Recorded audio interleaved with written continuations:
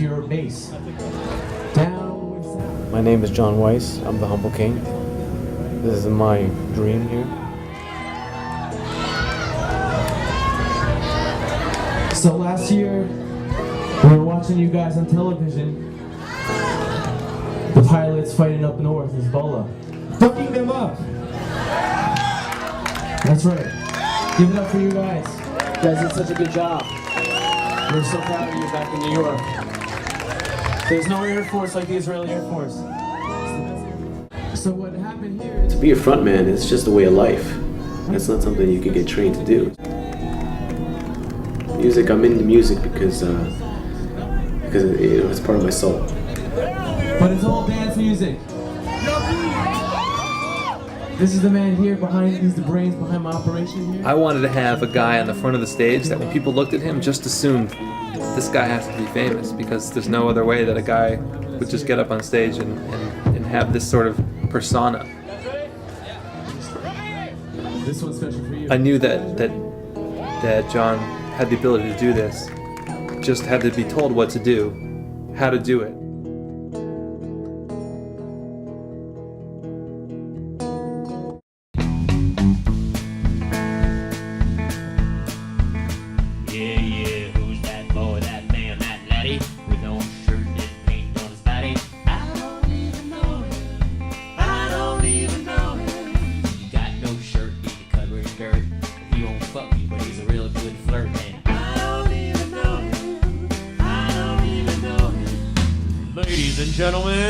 Ladies and gentlemen,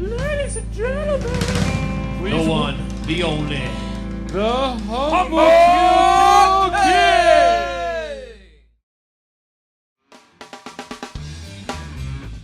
2 months, 3 months before we're going to Israel, we didn't even have a band. You know, we didn't even have a show.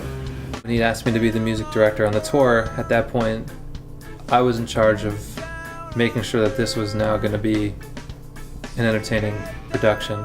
Straight off the bat, he explained to me that this was his dream. John is the front man. You guys have to find me. That's how everybody says, oh, you're the front man, it's awesome. And I'm like, well, you know, it is actually a lot of work. In order to get up in front of an audience and rock, it was just in my ability to mentally get to that headspace where this is serious for me. And to do the right job, I have to give that over.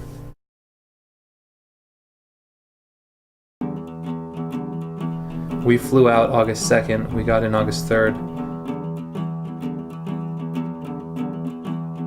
This tour was taking the full plunge. It was an all or nothing tour. We got in about 5:30, and by the time we got our bags and got through customs, about 7.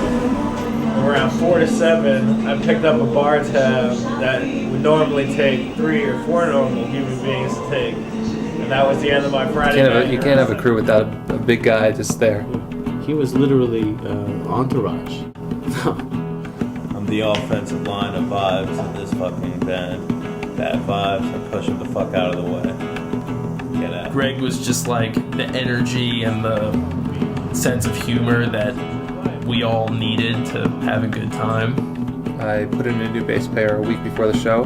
He only had 2 rehearsals with us. Just learned 11 songs in 2 days, haven't rehearsed in 3 days. The question is whether I remember all the songs or not. That's a different story, but we'll see. The way John initially explained the tour to me, it sounded like we were already a famous band in Israel, like everyone knew the name. Accommodations were going to be like high level and people were going to know us over there and they play us on the radio. My name is Elizabeth. I love the Humble Kings. You should see them, go everywhere, follow them. They're great. John and Ben are businessmen. You gotta get recognized at the top before you can get recognized at the bottom. And in Israel, we know a lot of the right people. This is my country. This is where I want to party. Yeah. That's what we do. We throw parties, live parties where people dance at the best time. We were trying to do promotion for us because here we are in Israel and we say, you know what? Let's let everybody know that we're here. So we're a rock band from America and we flew here to play for the Israeli Air Force. This is the band Founder. I'm the musical director. I wanted the Israeli public to know that a group of Americans came over to Israel and now are in Israel. Just make friends with everybody, talk to them. They want to talk. Everyone wants to talk. We had to go in it just believing it, and John had painted this picture for me like, we are famous and we are gonna be famous. The first show was on August 6th. The bus arrived, there was a little chaos, we couldn't find everybody. We got on the bus. Vietnam was the first base. CII. This is Israel. Here I am, living the dream that I've been dreaming from a full year ago. I've been working a long time. I mean, you guys have a look around? How many people are on a Pimpat's bus, driving to the army with the best musicians and best people possible? We're riding in a bus full of Americans listening to like gangster rap in an Air Force bus. Who the hell does that? The Humble Kings. I was cool as anything. I got my seat, was waiting to get there.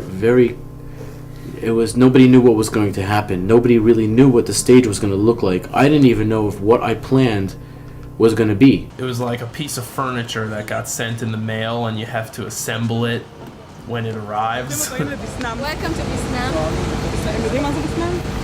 is the school from negative to...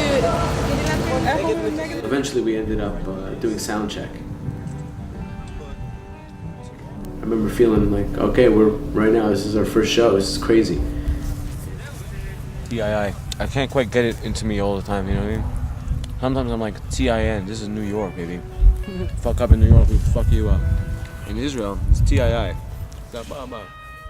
When I saw the stage crew setting up the sound system, I was like, okay, this is pretty real deal. As a director, I needed the project to be successful. When I went to Israel, our production had to be the best thing that ever came. Nobody else can do that. No one really knew what was going on, but John and Ben made it happen. So it had to be legitimate to a degree. I was just excited because I saw all the soldiers and they were all just standing around because they knew something major was about to go down. Kind of equate it to battle. When you're going into battle, that's it. You got to put everything aside. Even if you're afraid, anything except for what you have to do, that's all you can think about in order to do it. We had to learn very quick and adapt very quick, and that first show especially was the icebreaker.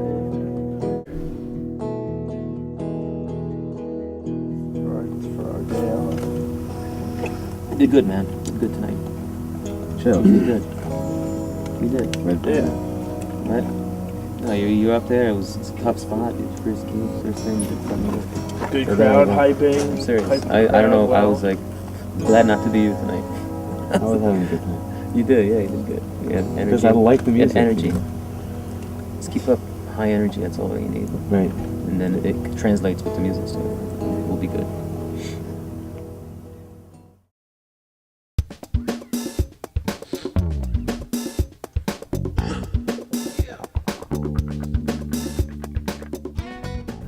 So we got on the bus to get back to Tel Aviv, getting ready for a radio interview.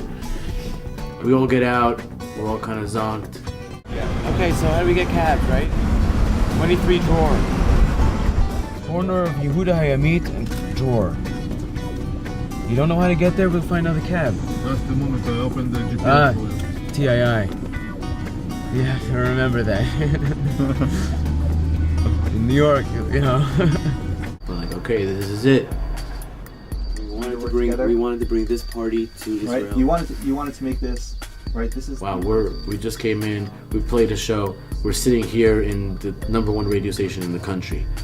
And all eyes are on me. I'm the guy that set this up. You know, like, all right, here I am, national radio here. The main project guy, and I'm the musical director. So. We're still thinking about the show that we're doing the next day, and that's really what was on our mind at the interview. Ask us what we do in general, and then we'll get to that part. Good evening, the Humble Kings, Jonathan Weiss and Ben Hyman. Hello, Rabah. How are you? Very good. Welcome to our studio and welcome to Israel. So let's start from the beginning. Who are the Humble Kings? What are you doing here in Israel? I got this project. We're gonna go to Israel and we're gonna play for the soldiers because we want to tell them how important you guys are to us in America. I said what I was asked. Ben answered all like the relevant questions, you know, which was exactly right because he's good. He was really good at that. Basically what I do is I started with you because that's how it's supposed to be. Like the project is basically, this whole thing is based on you being the star. I was just making sure I was having fun, and that I was doing. There we go. It's not what you are, it's what people think you are. Act as if. And then you are that way. You become, you literally become. Because you really are that way. This is actually happening. The reason it's not a hustle is the wrong word is because when you hustle somebody, you're fooling them into thinking something, but then you're taking from them. Okay, exactly. We're fooling someone into giving us the opportunity. That's when follow this man around, you literally cannot take your eyes off of. The idea was just to have this element of mystery to it. I was going to act like how I normally act. That's what Ben said. You just do everything you want to do normally, and he'll cover for me. That was basically the idea. This morning I got 5 minutes to get the fuck up and get out, and I took about 10. The second stretch of the tour was when the dates just kept pounding and pounding. I was still like on this little bit of a high, you know, being like, okay, maybe we're not as big as I originally thought, but I am in Tel Aviv right now, and we are playing these shows, and it is no lie. So we are here, this is legit. They don't understand. We came, we created a show better than playing with somebody else's songs. We created a whole new play, so to speak, a whole production for them, and they don't understand that. So we're gonna be playing today in a movie theater. It's pretty hot, I think. And we need a strong opening. There's a rock band coming in town. Let's hang up some balloons. I think they think it's a birthday party. Look, happy birthday! Dude. It's better we don't have balloons than we have it like this. We spend so much time with these balloons, it's like, I should just fire them, you know? You're fired, all of you. You know? That's what I usually do when people do things like this.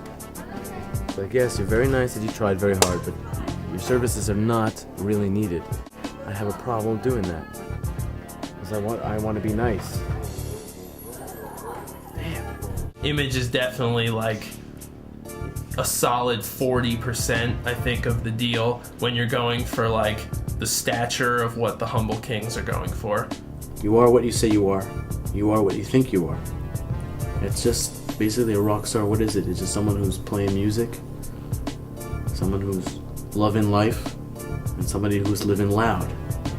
So where am I staying? Where's the drum? We stayed in the nicest places on every single base. No questions asked. I would demand my own room. I got my own room.